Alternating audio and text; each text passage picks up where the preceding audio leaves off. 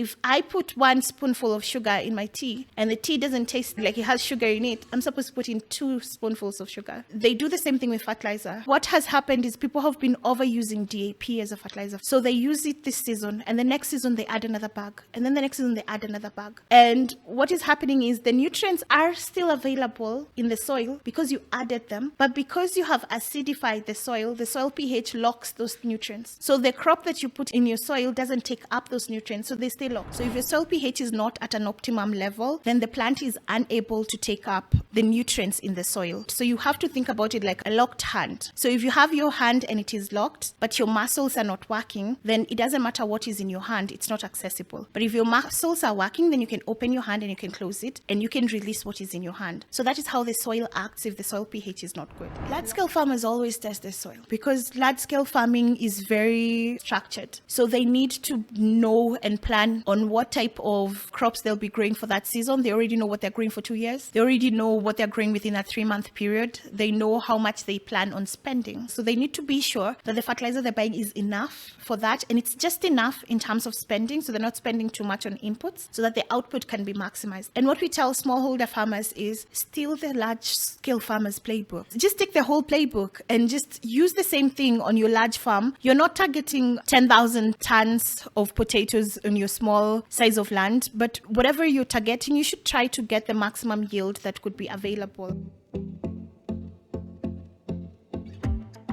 Hey, what's up, everybody? Welcome to the Organic Guy podcast. This is your home of organic conversations. I'm your host, the Organic Guy, and right around here we have conversations on how we can make our food systems really work for us rather than against us. And today we want us to talk about very important topics, and that's the topic of soil. It's a topic that I think has been more mainstream. I think a lot more people are talking about it. And today I think I have a perfect guest to help us have this conversation on how can farmers improve their soil? How can farmers take care of their soils? What do they need to actually make their soils living again? And this is a struggle I think all farmers have. In fact, every single farming system, whether it be organic, conventional, regenerative, whatever you want to call it, the main aim for every farmer is how can I improve the nutrition of my soil so that I can be able to produce better and essentially get more for my work. So today I'm super delighted to be joined by the co-founder of Rhea,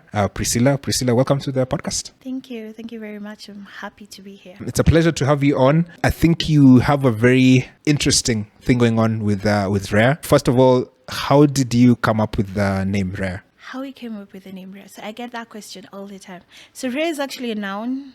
It represents, so Rhea in essence, like the Greek gods. So it represents fertility, and our goal at Rhea is to help farmers to achieve soil fertility. So it flows in that line. So Rhea that's what it stands for as a noun. So it embodies fertility, and that is what our key goal is. Interesting twist, because I think there was a time we used to be told like Greeks had like a god for, is it agriculture or for like the soil? So it just shows like every civilization how seriously they took agriculture and taking care of the soil. So that's pretty interesting. So I think I have a lot of questions in terms of how can farmers improve their soils and their fertility. But before we get to that, just give us like an overview of your background. Like, where did you grow up? How was the environment like? Was it an agricultural environment? Was it more of like an urban setting? So just give us a little bit of that context. So the interesting thing about being in agriculture right now is that, so I grew up in Kiambu, but really close to Nairobi. So we didn't really do much farming because my parents, they worked 8 to 5s. My grandparents also worked 9 to 5. My grandmother was a teacher.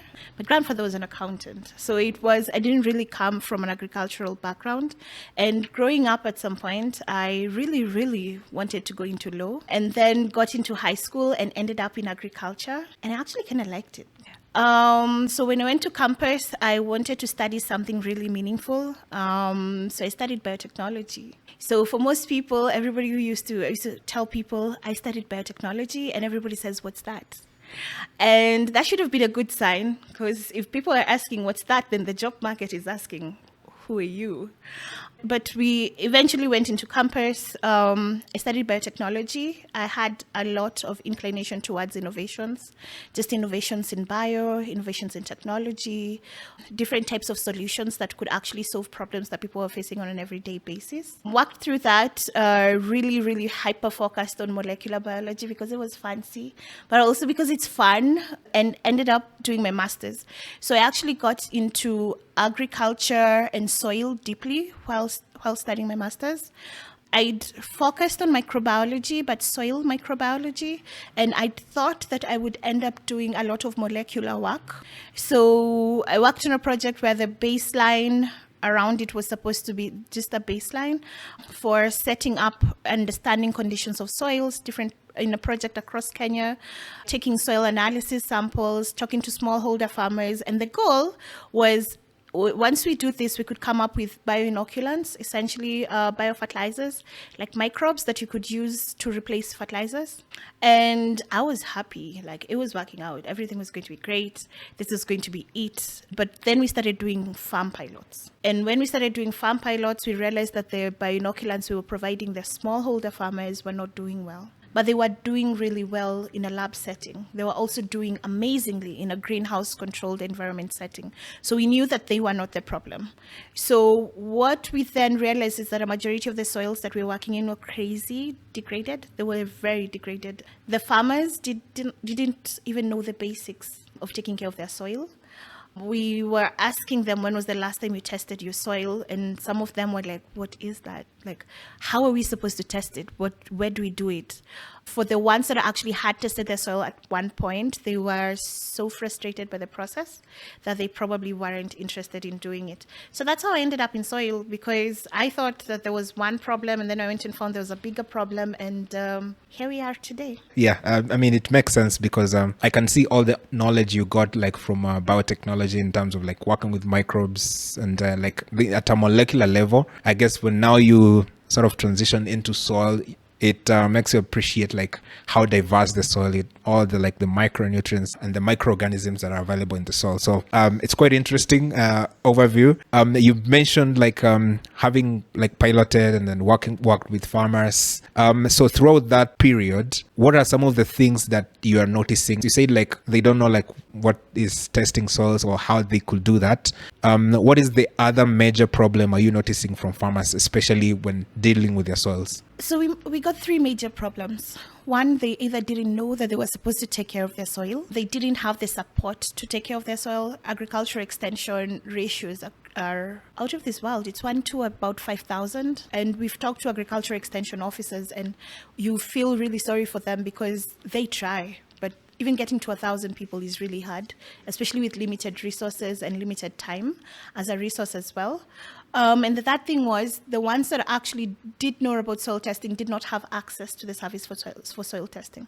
So they either knew of a lab, but the labs that they knew were hundreds of kilometers away. So we were working with farmers in eastern Kenya, in Tharaka Nithi County, in Kitui, in Embu. We were working with farmers in western as well. And most of them would tell you, I've heard of a lab, but I think it's in Nairobi. And for some of them, having to foot the cost of collecting the sample, sending the sample to the lab, and then waiting for the results. So for them, it was taking at least 2 weeks. Most of them complained that it took months. In our case, for our own testing, and we were like a research group, it took us 3 months to get the results. So like if we thought the problem was bad for them, we went through it. So like we understood exactly what they meant when they told us about those challenges. And as a ripple effect, what happens is that most people tend to use guesswork when buying inputs.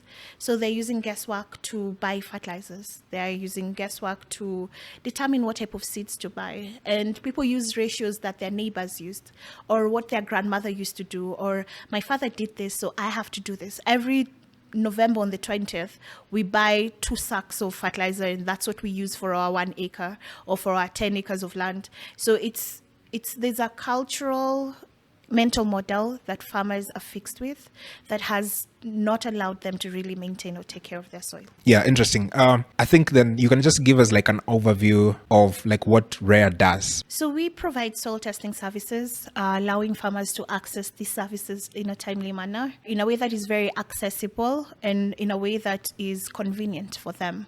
We provide on-site soil analysis using soil analysis devices.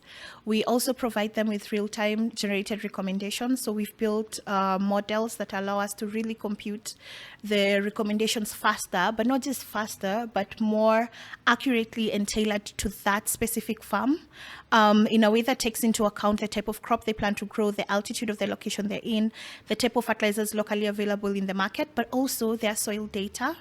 We're also able to make it more accessible because we've built decentralized soil testing hubs.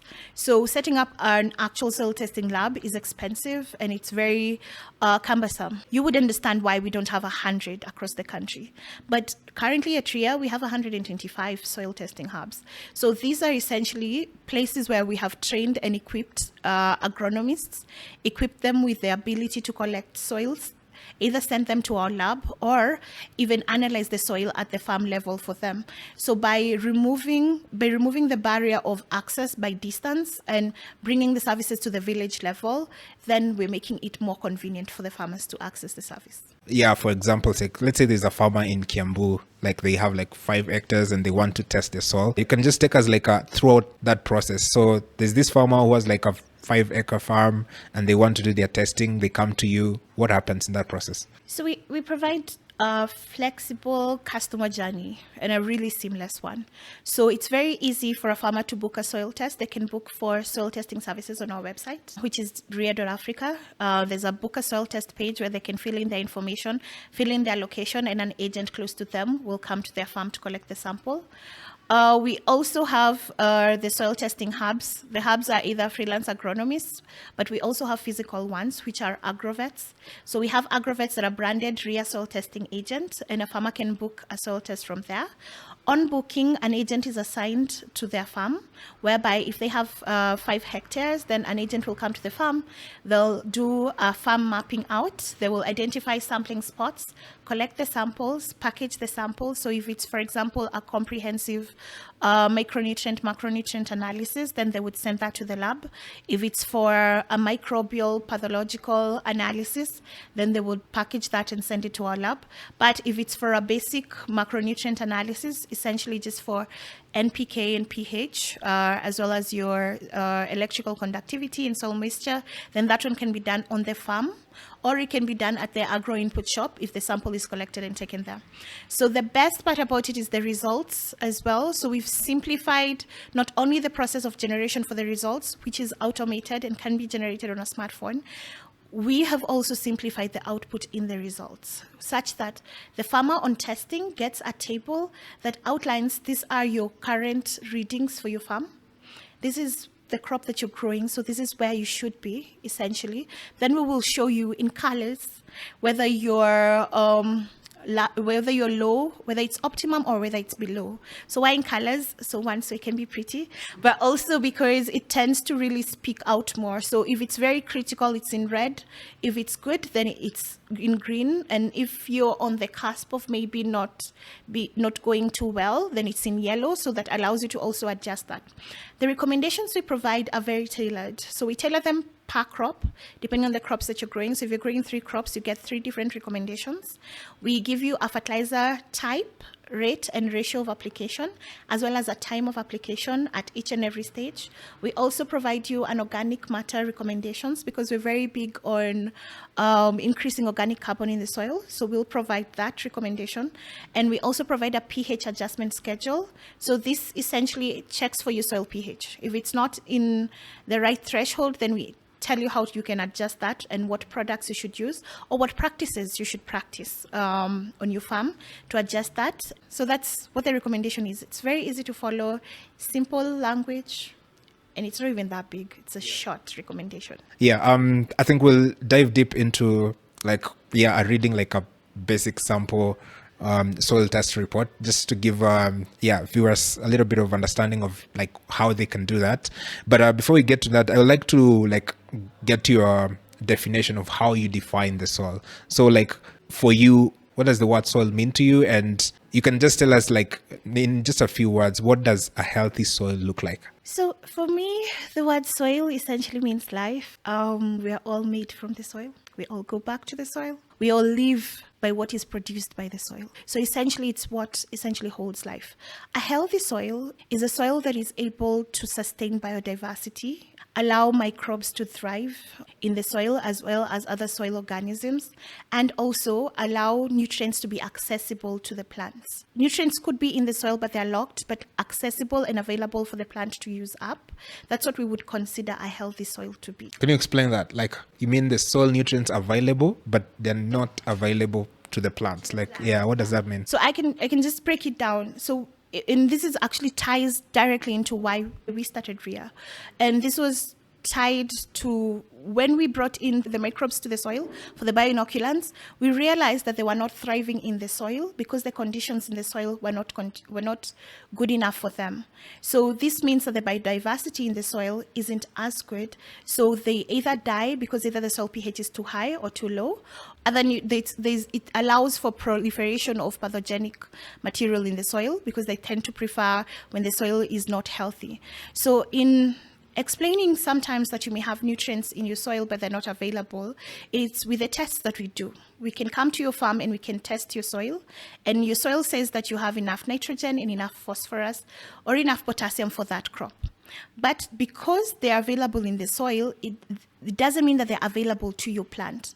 So soil pH plays a really key role. So if your soil pH is not at an optimum level, then the plant is unable to take up the nutrients in the soil. And so there's a lot of biochemistry that goes into that in terms of being able to take up the nutrients and how pH adjusts. So pH is really just the balance of hydrogen ions in the soil and how they link up to the nutrients. And that bonding then allows them to be taken up by the plants through capillary method. And so there's a lot of technical jargon there. But in the most simple form, if your soil pH is not ideal, then you cannot unlock it. So you have to think about it like a locked hand. So if you have your hand and it is locked, but your muscles are not working, then it doesn't matter what is in your hand, it's not accessible. But if your muscles are working, then you can open your hand and you can close it and you can release what is in your hand. So that is how the soil acts if the soil pH is not good. Wow, very, very well explained. It makes kind of sense. Because I mean, I'm wondering, like, there's farmers who have been farming for like years and years and they've never tested their soils. So you go to them and tell them, hey, maybe you should start testing your soil. Like, what is their response? Like, how do they usually react? So we had a training yesterday. We had a farmer training. So we do very local level farmer trainings. And one of the farmers said, I've been farming on this farm for 50 years, the 75 now, and we have never tested our soil. So after the training, they thought it was a good thing for them to test, but we usually get about 3 responses. So the first response is, I don't think it's important because if I've been farming on it and my parents have been farming on it, and then why do I need to test it? All I need to do is add more manure, buy more fertilizer, and grow more crops. So to that particular farmer, we then respond in terms of asking how they have seen the progression of their crops over the years. Are there years when they produced really well, and then are there times when they've realized that the production isn't as good, even though that the rains have been constant, the type of seed has been constant? And most of them will tell you, actually, we were getting this type of yield before when my father was farming, but now I'm getting less. But I'm spending more than they were spending on inputs at that time, even though we've tried everything. So that farmer at that point is like, okay, maybe that does make sense. So the second farmer asks, how comes nobody has ever come and said, you should do this? Because the reason we haven't done it is because we haven't had anybody come and tell us we should do it. I think when we were younger, so I think maybe just slightly after, when I was really young, like when I was 5 or 6, because I think after that it ended. We used to have extension officers that used to come to the village level on bikes, and they would visit the farm and provide farmer advice. But we haven't had that for like 20 years. It's not been there. So most of these people, by the time they've gotten to a place where they can actually farm, they don't have this type of support. So nobody's telling them, you should do soil testing. This is why it's important, and this is how you do it. And that's why we've taken it up as Rhea to make sure that we're able to do that at that local level. Maybe the bikes will come at some point, but we've tried to do that. The other farmer is probably one that asks, now that we know about soil testing, can I get it done now? And then those results will help them. So we've gotten a lot of feedback, but we've also seen that it's a cycle. So you don't just, boom, I'm on your farm. You need to do soil testing now. So it's a process where you need to walk the person through why they need to understand the importance of it. And then they then need to see that it works. And then they take it up. And then after they take it up, they call you to tell you it worked. So I love getting those calls. I can imagine. Because for us in the village, I think I come like from the western part of Kenya. I rarely see farmers testing their soils. So I think we have a lot of work to do in terms of like letting farmers, hey, maybe you should test your soils more. It's really interesting that part of your work is also like sort of training farmers. Like you just don't go and show up in their farms and you're like, hey, I think you're farming wrong. I think from now on you should start testing your soils. So as you go to their farms and just sort of train, they get to understand why soil testing is important.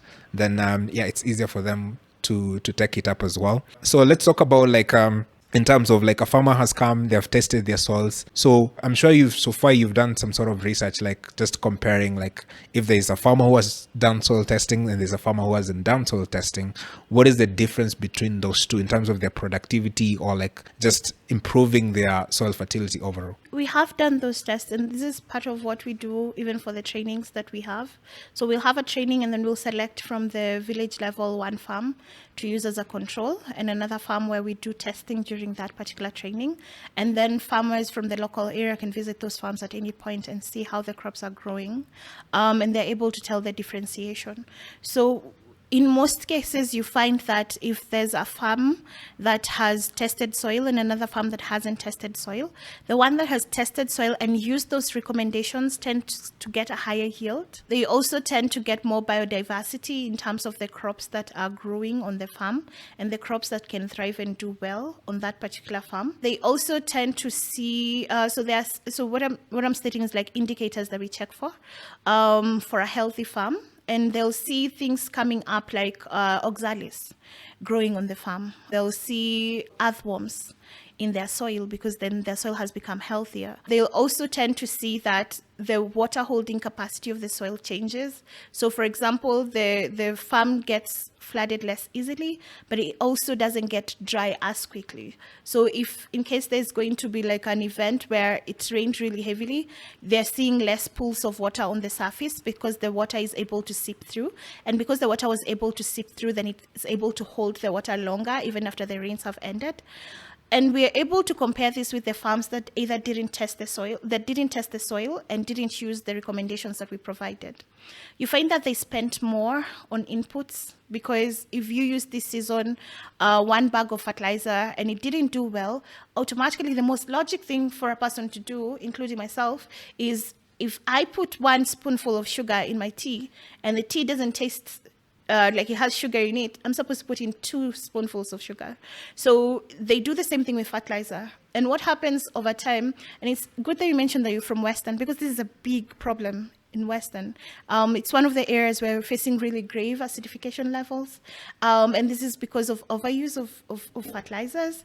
So it's overuse, but still not enough use, but overuse of the wrong types of fertilizer at that time.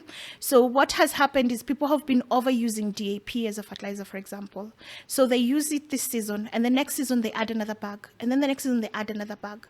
And what is happening is the nutrients are still available in the soil because you added them, but because you have acidified the soil pH locks those nutrients.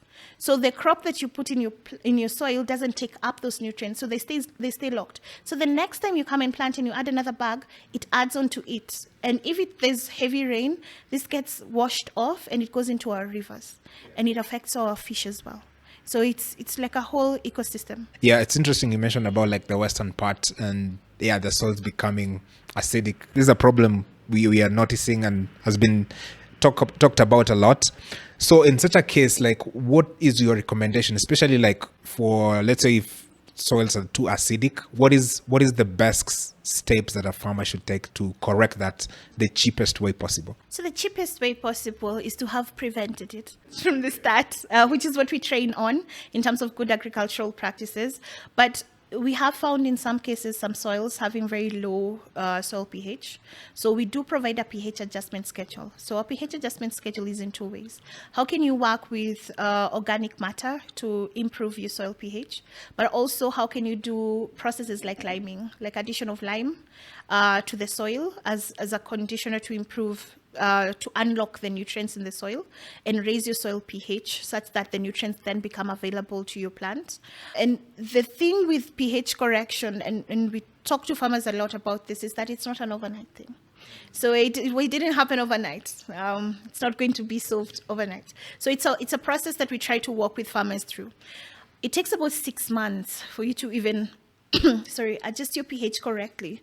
And so there are practices that you need to do even before planting. So for example, for people that want to plant in an area and it's very acidified, immediately after you harvest, that's when you should start conditioning your soil, application of organic matter after harvesting, so that by the time it's time to plant again, your soil has already improved to a level that's the right level for your plant to grow at. So it's a walking journey that we work with farmers through. Yeah, it's quite interesting. You mentioned like the also process of like if your soil is acidic or like it's alkaline, the best way to start is like just start by preventing. And I think today we've lost a bit of that art because as you said, like soil organic matter is important in correcting those pH changes.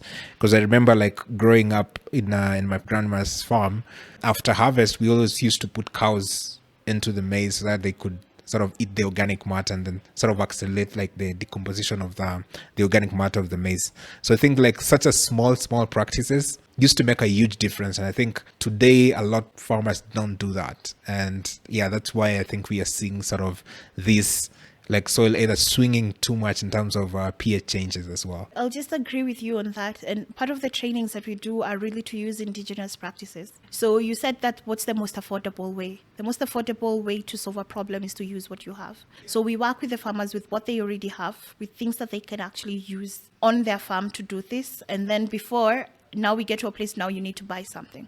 So because if you use what you already have, then it becomes ingrained in the children that are watching you do it as they grow up. So once they grow up, in the same way some people say, my grandfather didn't use to soil test. Now they can say, my grandfather soil tested all the time. So, and we have to be those grandfathers for them, right? So that's something that we're trying to put in there, to use what they have, do it yourself, so that the people around you can see you do it. So it becomes a change in culture. It becomes like, this is what we do. This is how we plant.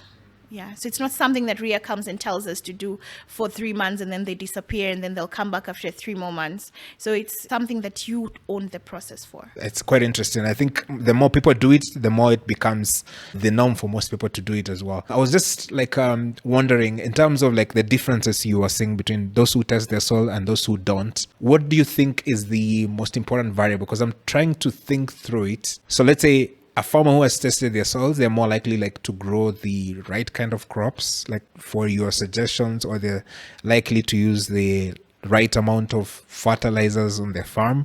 So what do you think is the major variable that is differentiating farmers who test the soil and those who don't? It's all those variables. So they get to grow also at the start. They get to grow the right type of crop for their soil as is. So for example, if your area is more acidic, then you should grow crops, even as you improve your soil pH, that are more inclined to that type of soil pH, so that by the time you get to the soil pH that is the target for the crop that you want, then you can grow it then at that time.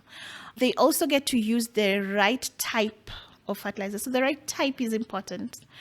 And the right ratio is important as well. So how much nitrogen are you putting in? How much phosphorus? How much potassium? Sometimes you find that you have enough nitrogen in your soil. You don't need to add more with the fertilizer. So by testing your soil, you're sure exactly what type, what ratio to apply. But another thing that is critical for us to note is the rate of application. So the rate of application determines how many bags you buy. So it determines how much you spend. So you're looking at your fertilizer cost ratio as well. You're able to say, for this 1 bag of fertilizer, I'm expecting X amount of yield in maize. And for that yield in maize, then this is how much I will have saved because I used the right amount. But if for the farmer that didn't test their soil and they only bought using guesswork, the type of fertilizer that they'll get, because either they bought the wrong one, so either they buy too much and then they buy the wrong one and then they plant and then they get less yield. So if you compare that person and the person that used the correct measure, then the disparity is great. So you guys are on a seesaw, but this guy has been high all the time and you're just at the bottom and they can't lift you up. So it becomes like a thing when you start thinking about it. It also ensures, so target yield is great because then the more yield you have, the more you can keep for your family, but also the more that you can sell. Are large-scale farmers likely to test their soils than small-scale farmers? Large-scale farmers always test their soil. They always do because large-scale farming is very structured. So they need to know and plan, forward plan on what type of crops they'll be growing for that season. They already know what they're growing for 2 years. They already know what they're growing within a 3-month period. They know how much they plan on spending from that farm model. So they need to be sure that the fertilizer they're buying is enough for that, and it's just enough in terms of spending, so they're not spending too much on inputs, so that the output can be maximized. And what we tell smallholder farmers is steal the large-scale farmers' playbook. Just take the whole playbook and just use the same thing on your large farm. You're not targeting 10,000 tons of potatoes on your small size of land, but whatever you're targeting, you should try to get the maximum yield that could be available. We've seen uptake of soil testing from small commercial farmers. So a majority of the smallholder farmers we work with are small commercial farmers as well. And what they're realizing is that large-scale farmers knew this before. Because they're selling either for export or for the local market, there's an aspect of traceability.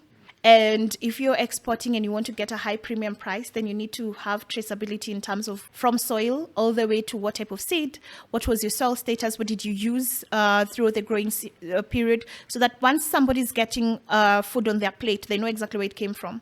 So for the smallholder farmers that have smaller plots, they can now aggregate together and grow for export. For them to do that, because they have tested their soil, it allows them to also get into the traceability. So it helps them fetch a higher price for what they're growing. So they may not be growing 10,000 tons, but for their 1,000 tons that they do grow, they sell well. Yeah. I mean, as you added, sometimes it's just better to copy stuff. Yeah, it's just copy it and then scale it down to your level. It's like, okay, this is what they're doing. I'm going to put it to they're doing 100 acres.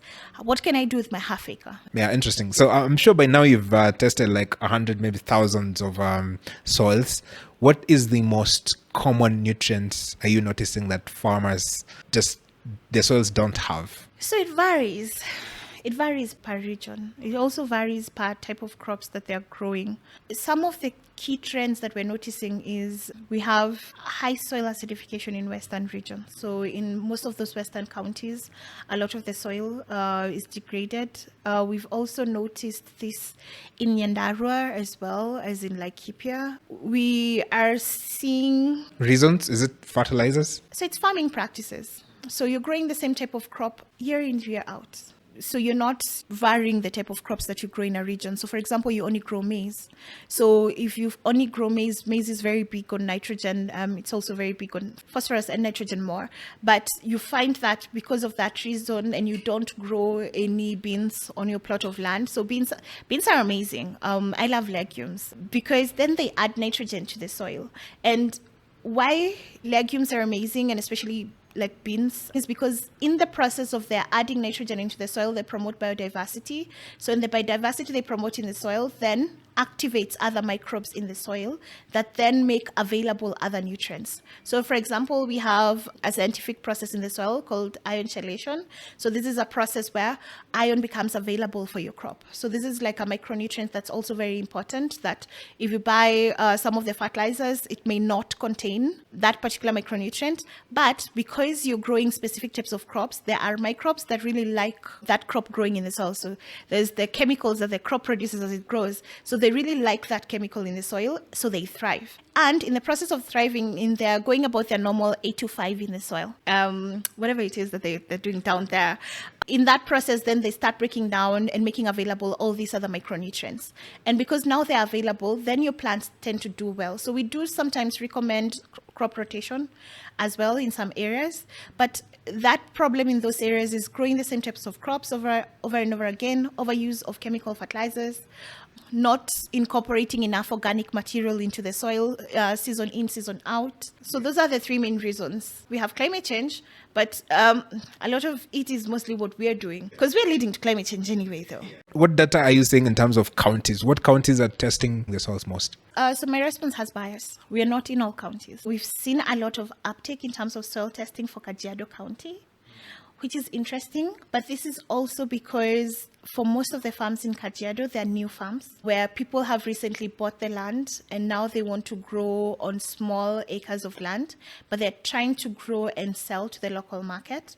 So we've seen a high uptake in those ones. We're also seeing very large farms being set up in Kajiado, which wasn't previously done. So that county is doing well.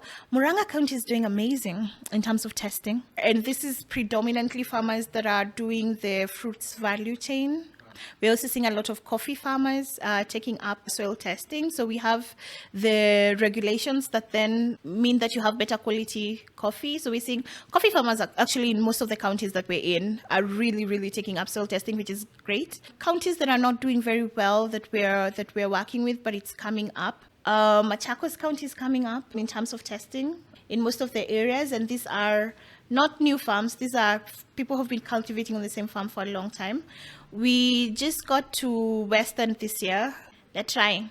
But mostly it could be our efforts, though, because we have done more in these other counties, but we are seeing them coming up. So this is something that most agri-tech companies will find, because we're a business, right?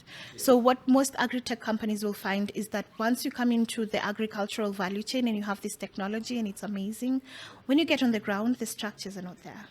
So there's so many structures that you need to build. So in an ideal world, we wouldn't need to do trainings. We would come in, plug in, do testings, and that works.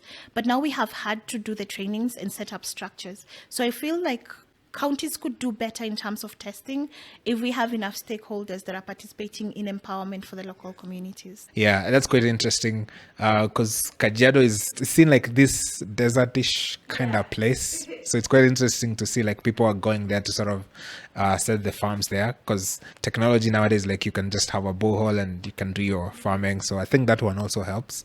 Muranga has always been like a trailblazer in terms of like farming. So that's really interesting. So I'm wondering, because one of the most criticism, especially like people have towards companies like Rhea, who are offering like more of a tech solution to like a farming problem, is that they don't always like have an impact on farmers themselves. So what has been your experience in terms of like trying to reach farmers through technology? Are farmers receptive to such technologies? So it's what I mentioned. You come up with this tech product and you think it's amazing. So in how we came up with our tech product, it was we went and we saw that there was this problem. People were not getting access to soil testing. So we thought, why don't we provide a solution that can solve this problem? But this is our thinking, right? I've just come from, so we had a small farm, had a kitchen farm, but I've just come from Kiambu and now I'm coming to your farms, or I've just come from Nairobi and now I'm coming to tell you guys what you need to do, but you guys have been farming on this plot for a long time. So, and the tech that we came up with was technology that we borrowed. So we borrowed the technology idea from devices that we use in the lab, from research devices. And we said, we have this type of device that allows you to analyze for chlorophyll content really quickly. Can we have the same for soil? So when we tried to look for a solution, we found that we did find a solution, but it was expensive. We were targeting smallholder farmers, but the acquisition cost was high. We're talking thousands of dollars. So even just procuring that and taking it to a smallholder farmer, it becomes hard. So that's why we decided to build our own technology. And how we feel that we've managed to penetrate with farmers is because we didn't build our technology at our office on Ngong Road in Nairobi. We built our technology with farmers. So we practice what we call building for our users, with our users. So we've worked through multiple prototypes. We started out with our first prototype in 2022. We actually piloted it in Rwanda. We wanted to set up in Rwanda. So we piloted in Rwanda with farmers with our first prototype, and we thought it was great. And then we piloted willingness to pay, and it wasn't so great. In 2022, we came back to Kenya, and we took the devices and we wanted to test them with farmers. We got a group of farmers and we told them about the technology, and we had them test it out themselves, see the results. We also iterated from that point because they said, actually, we don't like this. Actually, could you change this? So we changed it to that, and then we put it in front of the farmers, and now we wanted to incorporate agronomists, and they came in and they said, this is great, but could you make it like this? So we changed it again. So we have iterated about 3 or 4 times with the farmers. So in the process, they have felt like they own the technology. It's a Rhea technology, but it was, when we used that device in the field, it was their idea. So they're the ones that said, could you incorporate this? So when we bring it to them, they're like, wait, they incorporated that, so it was my idea. So they tell their friends, it was my idea, we should do it. So they feel like they've owned the process. We've also simplified the technology. The technology we provide is for farmers, but we do not provide our devices to the farmers. We provide our devices to trained agronomists or trained Rhea agents, and then we train them how to use the technology. What the farmer cares about is, how is this impacting my farm? So what we have focused on, instead of pushing the tech to the farmers in terms of adoption, we have pushed a solution to the farmers to their problem. Their problem wasn't having a device they can carry around. Their problem was having the soil test results and having them conveniently and fast. So that's what we've been able to do. We have a WhatsApp chatbot. So farmers had questions once they got the results. And farmers are my favorite people in the world. And they like to call me. And sometimes they want to call me at 10 p.m. on a Sunday. Or they want to call me like on a Sunday and I'm at church, or on a weekend, or at 8 p.m. or I'm in a meeting. So we set up like a call number that they could call and ask questions. But then we realized that too many of them were calling at the same time. So we didn't have enough people to do that. And if we're thinking about 7.5 million farmers in Kenya, if they all made a call, Safaricom would be happy. But for us, the infrastructure setup would have been crazy because we're a small company coming up. So what we set up was an easy to use WhatsApp chatbot. We checked for a majority of the farmers we were sending our tests to, and most of them would request to have the test sent to their WhatsApp number. So we built a WhatsApp chatbot that's integrated into WhatsApp. It's very easy to use. It's essentially an agronomist in your pocket. You can just put it out of your pocket and ask any questions. So that 10 p.m. on a Sunday, you can ask your question. Nobody's not picking your calls. And what we have seen this do is that it has allowed them flexibility and given them power to own the soil health management process themselves. For the trainings that we do, because we do reverse follow-on trainings in some areas, we don't even do the trainings anymore. We set up the training, we show up, and one of the farmers that we had trained previously volunteers to do the training for the farmers. And if people are doing this, then it means that the peer-to-peer translation of knowledge is happening on the ground. So that's what we're really pushing for. And it just makes this technology easy. Also, don't make it pretty. I want it to be pretty, but do the farmers care? Like they want it to be functional. So focus on what's functional, not necessarily what's pretty, and the adoption is higher. Also build on infrastructure they already have. So we have so many agri-tech mobile apps that are in the graveyard of Play Store, where they were built, they were put up there, but nobody's downloading them. Or people that downloaded them don't click on them. And so if you build an infrastructure they use every day, they're calling the children, they're asking them, did you eat? After that, then they're asking, how can I increase my yield so my children can eat better? So it's a whole thing when you build on something they already use. They check their WhatsApp messages at least twice a day. For the ones that don't use it as often. For us that have a chronic online illness, I'm checking every 30 seconds. Yeah, so most of them are already on it. So use a platform that they can easily understand. Yeah, it's really interesting to see you're very quick in terms of like adapting technology, because like chatbot is more of using the information that you already have and can sort of give that information to farmers. So that's interesting. Is it kind of like ChatGPT, or it's sort of different in terms of like functionality? Yeah, so it's not ChatGPT. ChatGPT. So the good thing about it is we have specifically tailored our chatbot to specific soil health related material. We have used data sets that cut across our region. So you're going to get very specific localized data sets. So responses based off those data sets. We have also limited it to just agricultural questions. And then there's a way that it also does tie back to how you can maintain your soil health in case you have a problem. We've also incorporated an aspect of monitoring your crops. So once you've done a test, you've gotten your results, you've asked questions about your results, you can take a picture of your crops, upload it on it. So that uses computer vision, and you upload it on it, and then it will give you a response on whether you have a nutritional deficiency or you're having a disease or a pest, and also just a breakdown of how you can treat this or how you can reach a Rhea agent near you. So the good thing about it is it doesn't know who the president of Kenya is, but it knows exactly how to solve the problems that you have at the farm because it's very specific. So we have fewer hallucinations because we've curated the data. And it's functional. Yeah, and that's the most important thing. It's functional. It's helping the farmers in the long run. So we've talked about like technologies, upcoming technologies that a lot of people are using. So we just mentioned about ChatGPT AI. There's been a lot of talk about like IoT or the Internet of Things and kind of stuff. So I'm kind of interesting. What kind of technology has caught your eye, especially in the agriculture or like the soil testing space that you're like, you know what, I think I like that? So I'll highlight what Rhea uses. So we use IoT sensor devices for on-site soil analysis, and we provide farmers with tailored recommendations that are based on machine learning. So I think those two technologies are amazing. IoT sensor technology as well as machine learning. We also have computer vision for identification of different things on the farm. So we have also incorporated an aspect of satellite that allows farmers to map their areas and identify where to collect soil samples for soil testing. But also because of my background, I think that use of biofertilizers is big. People could not necessarily replace, but complement or use together chemical fertilizers with bioinoculants. Then it will, one, save them the money that they spend, but it's also improving their soil health. And it also ensures that they can also maximize on the yield output. We've done some research, and we saw that if you use chemical fertilizers together with bioinoculants, you get a higher yield than if you were using just the chemical fertilizers. You get good yield if you use the bioinoculants by themselves, but within the first yield, it's not as good as the chemical fertilizers. But by the second one, it's as good or better than that. So it's a trend thing that is growing on it.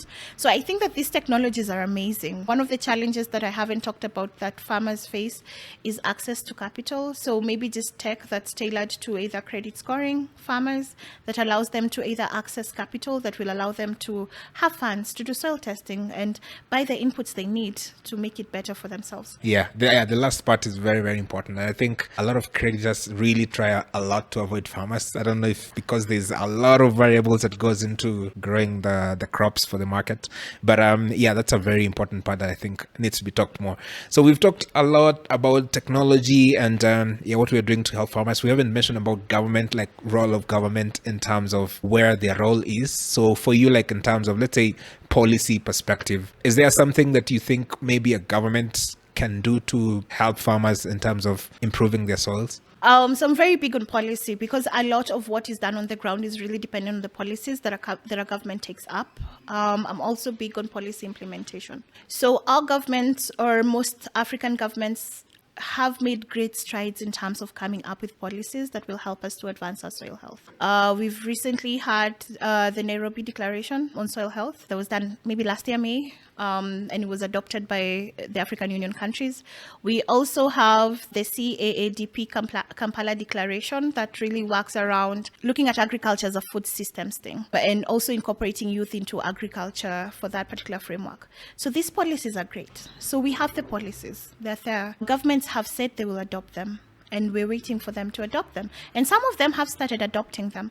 But having policies is amazing, but are you implementing them? Have you set up infrastructure that will allow for its implementation? So if you're saying that you want more youth in agriculture, have you set up a framework that incentivizes them to get into agriculture? Are you empowering them by having them as extension officers that can be distributed in an area, for example? Our government is really big on soil health, which is a really good thing.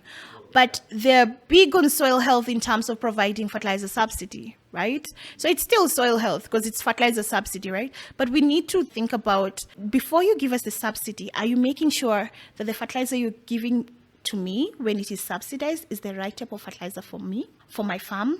Or are you giving a subsidy in Kiambu for the same type of fertilizer that you're giving somebody in Siaya when they're growing different types of crops, when they're growing crops in different types of soil? So the framework to set up the fertilizer subsidy program needs a lot of relooking at. We're out here looking and asking for different stakeholders to work together. But soil health is taking strides in Kenya. When we started out in 2022, everybody said, what is soil health? Now people say Rhea does soil health. So that's a good thing. And it's really just fragmentation of stakeholders. We have enough people to make this work. We just need the people that are available to work together. And this is where the government comes in. We have private stakeholders, we have non-governmental actors, and we have governmental actors.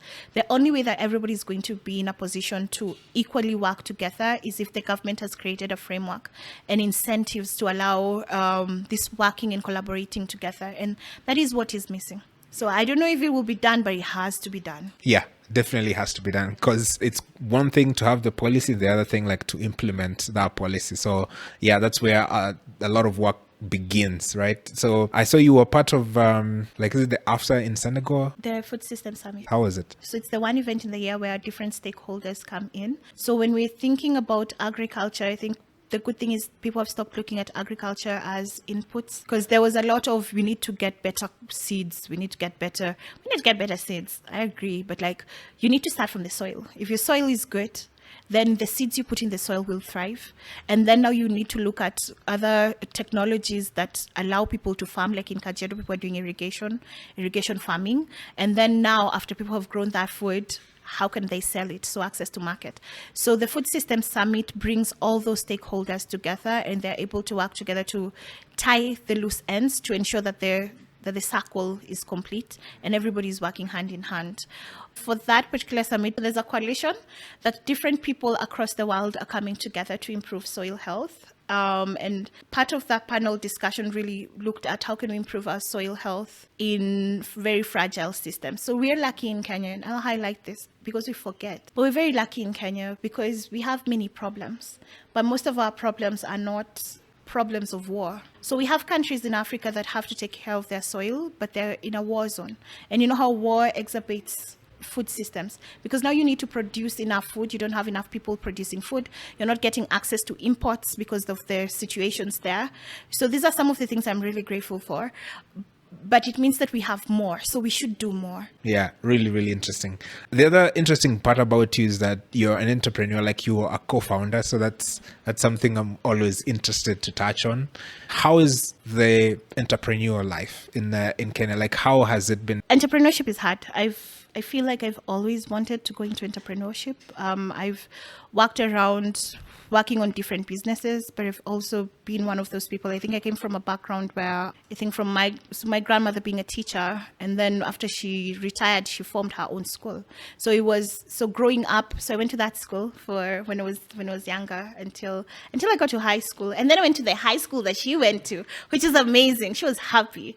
But I think growing up, then that ties back to my background in seeing a woman actually build a business and then benefiting from that business. So for me, as I was coming up, I came up with the mentality of women can do this. So sometimes, so I'll make this, so probably this should be like off the record, but like we're on record. But sometimes I didn't even realize that I was doing this as a woman until the challenges come. So you just think I'm just a regular, it's like, I'm an entrepreneur. It doesn't say you're a female entrepreneur.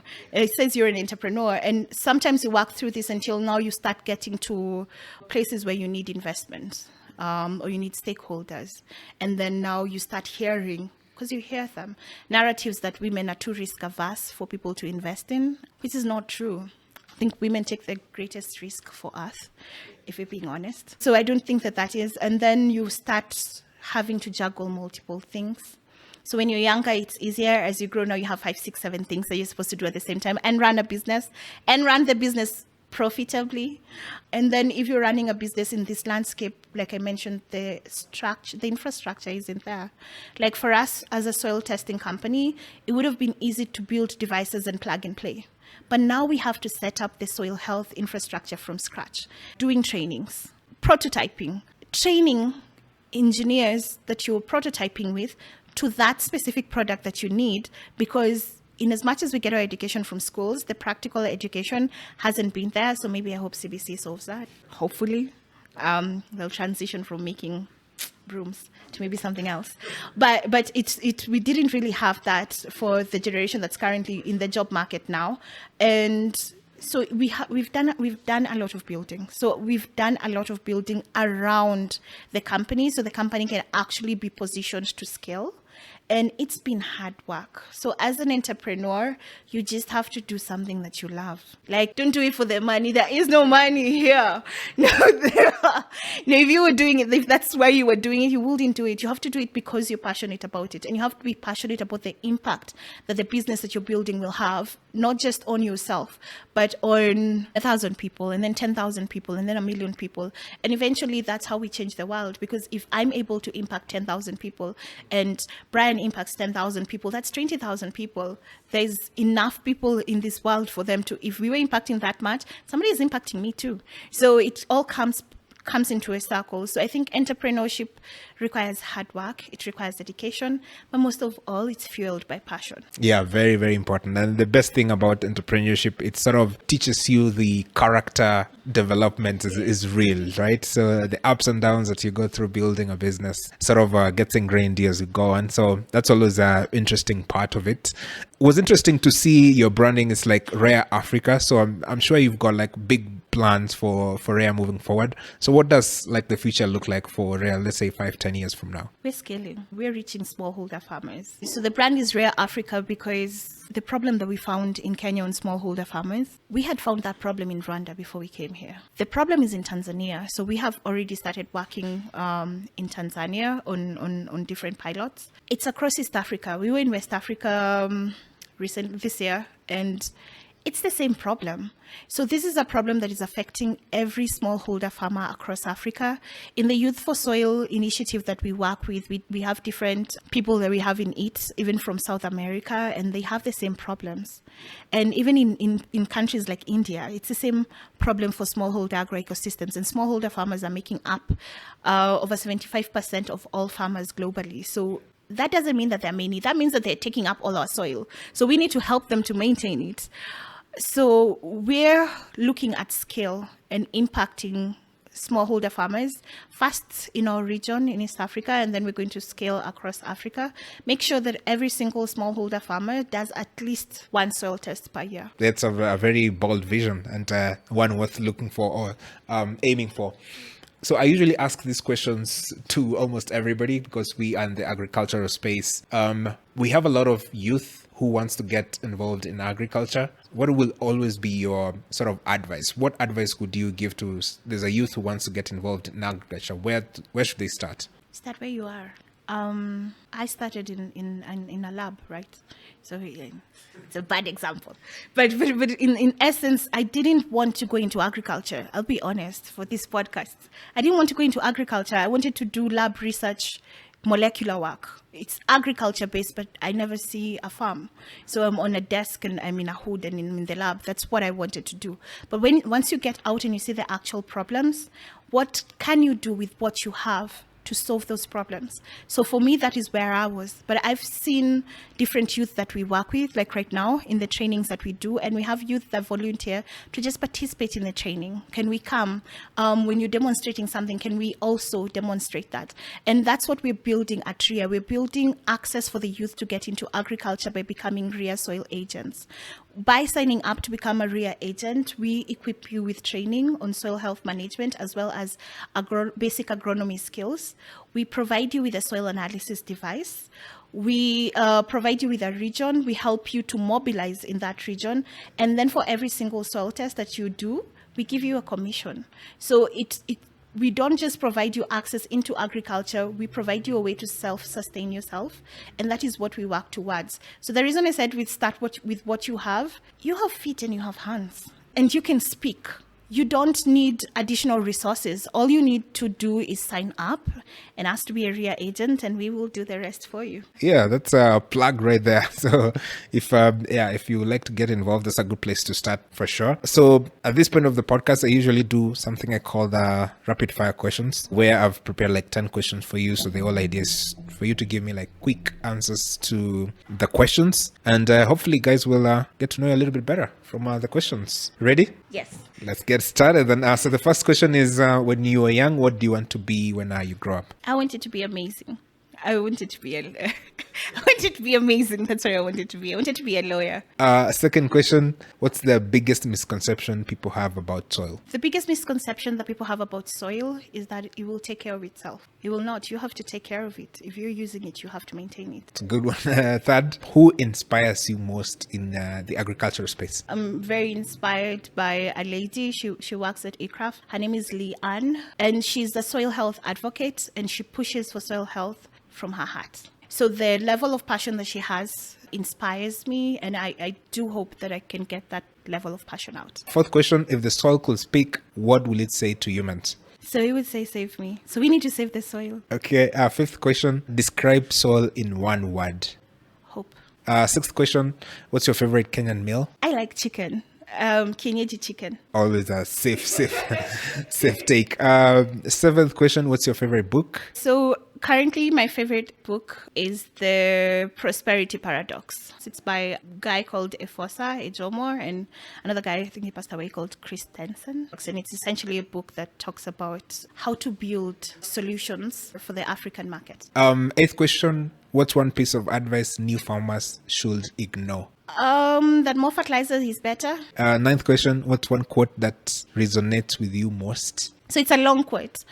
So it's, I'd rather be a could be if I cannot be an R. For a could be is a maybe who is reaching for a star. I'd rather be a has been than I might have been by far. For a might have been, never was, but a has was once an R. Wow. Yeah, I'll need to listen to that again. That passed me by. So, okay. So last question, if you could advise your 18-year-old self, what advice could you give to her? All the decisions that you feel you should make them. Even the ones you're not sure about, nobody's ever sure. Just do it. Yeah, I think when you come to the realization that nobody knows what they're doing. Yeah. I think, I think you become more at peace, and it allows you to take more risks. Yeah, that was 10 questions. Thank you very much for making time for the podcast. You've shared a very good information that I think our listeners will get to, a lot of information from it. So if there's someone who wants to follow your work or just want to follow the work that Rhea does, how could they do that?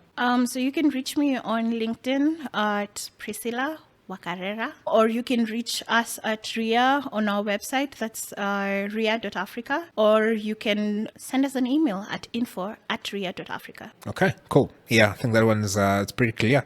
Thank you again for making time for the podcast and for being open and sharing all the knowledge and the wisdom that you've gained, being in the area of soil. So really, really appreciated. All right. So till the next podcast, remember to be organic. Cheers.